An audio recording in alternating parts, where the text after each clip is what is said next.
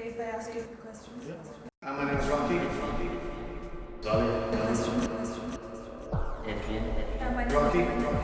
My name is question. Therapy is fake. It's a fraud. Did you know that if you type into Google, why therapy, autocomplete will give you the top search questions, which include why therapy is bad and why therapy isn't for everyone. And if you type in why is therapy, autocomplete will give you why is therapy so exhausting, why is therapy not working, and why is therapy so hard. Those are the things real people are searching for and desire an answer to. Children and adolescents up to 15 years of age wait for the help of a specialist for 12 months or longer. Is the wait really worth it? Therapy works for some, but how can it be measured? What about the ones that were left behind? Is it really helpful when someone makes decisions on your behalf when you don't really know what the decision fully means? Therapy is a hidden trap. Therapy isn't for everyone. This documentary will be an investigation into the real effects of therapy. Is it okay if I ask you a few questions about therapy? Yeah. Kind of an enforced decision, but then I came to the conclusion that I needed it. It was recommended by my GP and I agreed to do it with my parents. My mom went to the doctor and the doctor signed me up for therapy, I guess. So it was made for me. Myself, but family little push me for make this decision. It was made for me. I was 13 and the teachers talked about behavior and behavioral issues in class, and they contacted my mom because of that. It wasn't my decision. That was my main point. First thing is the waiting list. You need to wait. I don't know how the therapist can help you if you wait for therapy 1 year. This is horrible. That it hasn't really worked for me. It did not do anything for me. It did not help my mental health, and it was very boring. It wasn't fun, I guess. And when something isn't fun, I'm just not engaged in it. I felt a burden on my parents because it was really expensive and it made me feel bad. Believing in false narratives.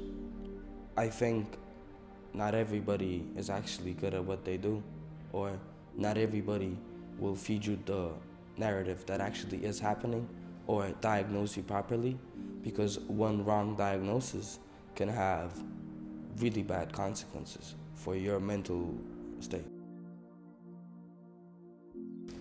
I lied to my therapist 100% of the time, especially when she asked me, "How are you doing?" I said, "I'm fine." I was not fine.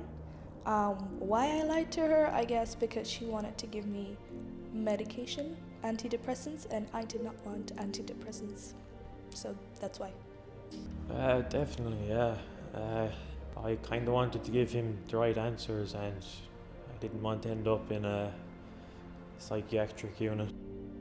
Not exactly lied to, but more like withheld information from, because I didn't have the trust with the psychotherapist. I didn't feel like I could tell her everything. Yeah, I've lied a lot. I've had 4 or 5 different therapists. I didn't lie once, and I told how it is, and I ended up in the hospital because of it. And after that, I always had this fear. If you say too much, they will take you away. So at the beginning, it was addiction counseling for a year. And then last year, I decided to go and try the psychotherapy because it was recommended to me. I just did the regular counseling therapy and I did a bit of cognitive behavior therapy. There was one private one, and I think, honestly, as sad as this sounds, the private ones were the best. At least I found a really good man in that case. He helped me a lot, and more than the other ones did. I feel like the fact that I got assigned to free psychiatrists and psychologists, they don't have the passion.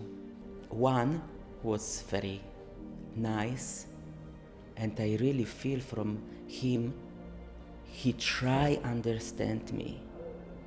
He give me space for talking. Before, from this few from HSC, I like feel like the people don't want to listen what I want and try to say. COVID happened and therapy just stopped because of COVID, so that's how I got out of it. This was not my decision, we finished.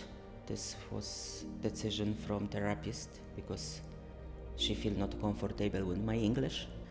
And the two private I left just about the money. I stopped about 2 months ago. I realised that it wasn't working for me. I moved to Ireland. And I just stopped. I couldn't leave therapy because it was, I had to do it. And when I moved to Ireland, I kind of just told everybody I'm done with everything for now. And I didn't get back into therapy in Ireland because I don't have a medical card yet. To gain improvement from therapy, there must be a connection between the therapist and the patient.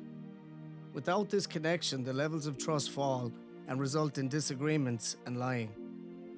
The most important thing is the relationship and commitment of both parties for the therapy to bring any positive effects.